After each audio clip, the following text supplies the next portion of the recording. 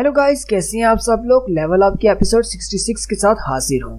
आप में से जो लोग मेरे चैनल पर नए हैं, मेरे चैनल को सब्सक्राइब कर दें, वीडियो को लाइक और शेयर कर दें, शुक्रिया। लास्ट एपिसोड के एंड पे हमने देखा था जोंगसू की अटैक फोर्स का सामना आर्चलीच, जो कि एक बॉस है, एक नेक्रोमैंसर, उसके साथ होता है। जबकि वहाँ पर डेड मॉन्स्टर्स की आर्मी होती है जिनको आर्चलीच कंट्रोल कर रहा होता है। जोंगसू की टीम को लगता है अब वो लोग मरने वाले हैं। वहीं पर बीरू होता है। बीरू आगे की तरफ बढ़ता है। आर्चलीच उसे कहता है तुम तो एक शैडो सोल्जर हो। आर्चलीच बीरू से कहता है तुम तो शैडो आर्मी का हिस्सा हो। शैडो मोनार्च के सोल्जर्स हमारे ऊपर अटैक क्यों कर रहे हैं। बीरू उसकी तरफ इशारा करता है और उसे कहता है हम लोग वो सोल्जर्स हैं जिन्हें मोनार्च ने खुद चुना है, लेकिन तुम्हें नहीं चुना गया। आर्चलीच उसे कहता है ऐसा कैसे हो सकता है, मैं इस सारी बात को पर्सनली मोनार्च तक पहुंचाऊंगा। उसी वक्त बीरू स्पीड के साथ उसके पास पहुंच जाता है और उस पर अटैक करते हुए उसकी बॉडी पर एक जो लाइट होती है उसको बाहर खींच लेता है। बीरू उसे कहता है किसी मरने वाले को इतना ज्यादा नहीं बोलना चाहिए। जैसे ही बीरू उसके पेट में से चमकने वाली रोशनी को खींचकर बाहर निकाल लेता है, आर्चलीच मर जाता है। आर्चलीच के मरते ही उसने जितने भी सोल्जर्स को कंट्रोल किया होता है वो सारे के सारे जो कि पहले ही मार चुके थे वो भी नीचे गिर जाते हैं। जोंगसू की पूरी टीम जो देखकर बहुत ज्यादा हैरान हो जाती है और कहती है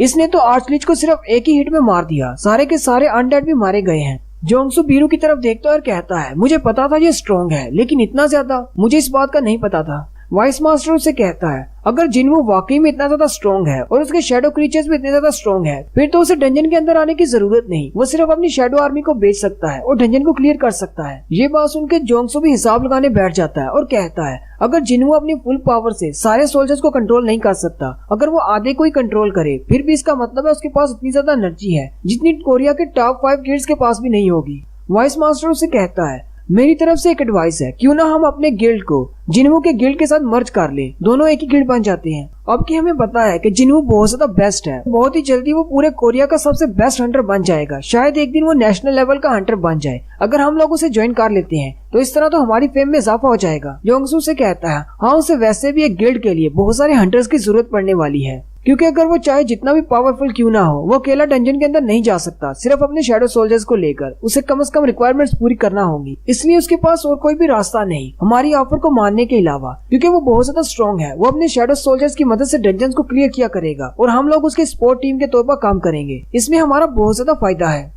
नेक्स्ट सीन फिर से स्कूल के बाहर का होता है, जहाँ पर रश लगा होता है। पेरेंट्स वहाँ पर आ चुके होते हैं और वो अपने बच्चों को ढूंढ रहे होते हैं, जबकि एम्बुलेंस भी आ चुकी होती है और बच्चों को लेकर जा रही होती है। जिनवू उन सारे डंजन के मॉन्स्टर्स को मारने के बाद चेयरमैन गोकान ही के साथ गाड़ी में बैठ जाता है। चेयरमैन उसे बताते हैं टोटल 213 बच्चे थे जो वहाँ से भागे थे। वो सारे के सारे बच गए क्योंकि वो बाहर आ गए थे। तुमने वहाँ पहुंचकर 10 बच्चों को बचाया, जबकि बाकी के सारे बच्चे जो कि तुम्हारे आने से पहले वहाँ पर फंस गए थे वो सारे मारे गए। हम लोग इस इंसिडेंट से अच्छी तरह से निपट सकते थे अगर हम लोगों ने कुछ ज्यादा ध्यान दिया होता। साथ ही वो जिनवू को स्टैट्स दिखाते हैं। वो कहते हैं कि कोरिया में बहुत ज्यादा गेट्स ओपन हो रहे हैं। सिर्फ कोरिया में नहीं बल्कि पूरी दुनिया में अब गेट्स बहुत ही तेजी से ओपन हो रहे हैं। पिछले 6 महीने में बहुत ज्यादा डंजन्स ओपन हुई है। लेकिन सिर्फ यही हैरान करने वाली बात नहीं है, हमारी एसोसिएशन के सेंटर पर बहुत सारे ऐसे हंटर्स हैं जो अपने रैंक्स लेने के लिए बैठे हुए हैं। यानी कि सिर्फ डंजन ही तेजी के साथ नहीं ओपन हो रही, बल्कि बहुत सारे हंटर्स भी तेजी से पैदा हो रहे हैं। जिनवू चेयरमैन से कहता है लेकिन आप मुझसे क्यों बात करना चाहते थे, ऐसी कौन सी बात है। चेयरमैन उसे कहते हैं Japan, China, Russia, France, Britain, Germany और यहाँ तक के यूएसए, ये सारे तुमसे बात करना चाहते हैं और तुम्हें अपने कंट्री में हायर करना चाहते हैं। साथ ही वो उसे सीक्रेट डॉक्यूमेंट्स देते हुए कहते हैं ये सारे सीक्रेट डॉक्यूमेंट्स हैं जो हमारे तक पहुँचे हैं, वो तुम्हें कॉन्ट्रैक्ट पर लेना चाहते हैं और मुझे लगता है कि इनमें से कुछ ने तो खुफिया तौर पर तुमसे मुलाकात भी की होगी तुम्हें अपने कंट्री में ले जाने के लिए। सच्ची बात कहूँ तो हमारे पास ऐसी कोई भी अथॉरिटी नहीं है इन सभी लोगों को रोकने के लिए कि वो तुम तक ना पहुँच सके। हम सिर्फ इतना ही कर सकते हैं कि तुम्हारी पर्सनल इन्फॉर्मेशन को उन तक न पहुंचने दें। मैं ये बात अच्छी तरह से जानता हूं कि ये फैसला तुम्हारा है कि तुमने कोरिया को छोड़कर किसी दूसरे कंट्री जाना है या नहीं, लेकिन मुझे एक डर है अगर तुम किसी दूसरे कंट्री चले जाते हो तो साउथ कोरिया बहुत ज्यादा पीछे रह जाएगा। जहाँ पर जिस रेट से डंजन्स ओपन हो रही है हमारे पास उतने ज्यादा काबिल हीरो नहीं है। साथ ही वो हॉस्पिटल के बाहर गाड़ी रोकते हैं और कहते हैं हम लोग जहाँ पर पहुँच गए हैं, तुम्हारी बहन इसी हॉस्पिटल में है। जिनवू जैसे गाड़ी से नीचे उतरता है, चेयरमैन उसे कहते हैं हमसे जितना हो सका हम तुम्हें वो देंगे, लेकिन प्लीज एक रिक्वेस्ट है, साउथ कोरिया को छोड़कर किसी दूसरे कंट्री मत जाना। चेयरमैन साथ ही उदास हो जाते हैं और कहते हैं साउथ कोरिया के पास 10 एस रैंक के हंटर्स थे जिनमें से 3 मर चुके हैं, 2 को मॉन्स्टर्स ने मार दिया, जबकि एक डोंगसू था जो कि पहले अमेरिका जा चुका है।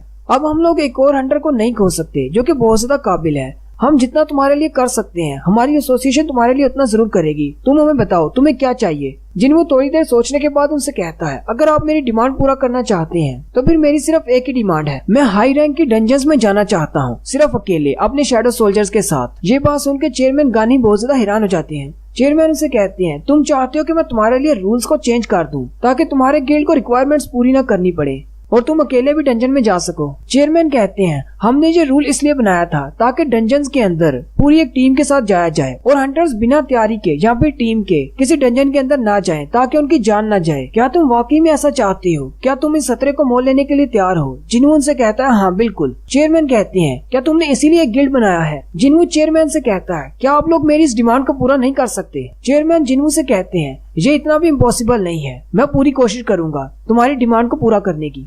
नेक्स्ट सीन एक मूवी स्टेज का होता है जहाँ पर जिन्हों की कजन सो यून होती है जो कि एक एक्टर है। जिन्हों अपनी कजन को कॉल करता है और कहता है, नूना तुम कैसी हो? जिन्हों से नूना कहता है। जिन्हों नूना से कहता है, तुम हमारा गिल्ड ज्वाइन करना चाहती हो? मुझे लगता है कि ये डील तुम्हारे लिए सबसे बेस्ट रहने वाली है। तुम्हें बस यहाँ पर आकर अपना नाम दर्ज करवाना है और उसके बाद तुम जो चाहे वो कर सकती हो। मेरे पापा की ऑफर से तो ये बहुत ज्यादा अच्छी ऑफर है। नूना उसे कहती है, ये अचानक तुम कैसी बात कर रही हो? तुम्हारे पास कौन सा गिल्ड आ गया? साथ ही नूना उसे कहती है, क्या तुम्हें पता है तुम्हारी बहन जिन हुई वापस आ रही है? जिन्हों उसे कहता है, हाँ मुझे पता है, वो मेरी बहन है। मुझे पता है वो कब कोरिया वापस आ रही है। मुझे ये बताओ कि तुम हमारे गिल्ड को ज्वाइन करोगी या नहीं? हमारे पास एक फाउंडिंग मेंबर कम है। नूना उसे कहती है, मैं एक ऐसे गिल्ड को कैसे ज्वाइन कर सकती हूँ जो कि अभी तक बना भी नहीं? तुम्हारे गिल्ड का तो कोई नाम भी नहीं है, कहीं तुम्हें कोई धोखा तो नहीं दे रहा? जिन्हों उसे कहता है, अगर तुम्हें पता चल जाए कि वो बंदा कौन है जिससे मैं धोखा खा रहा हूँ तो तुम भी हैरान हो जाओगी। नूना उसे कहती है, चलो फिर बताओ कौन है वो बंदा। जिन्हों उसे जिन्हों के बारे में बताता है और वो भागती हुई उनके ऑफिस आ जाती है। जिन्हों जैसे ही वापस आता है वो उसे देखकर हैरान हो जाता है। जिन्हों उसे अपनी कजन के बारे में बताता है कि इसका नाम सो यून है और ये एक ए रैंक की हंटर है।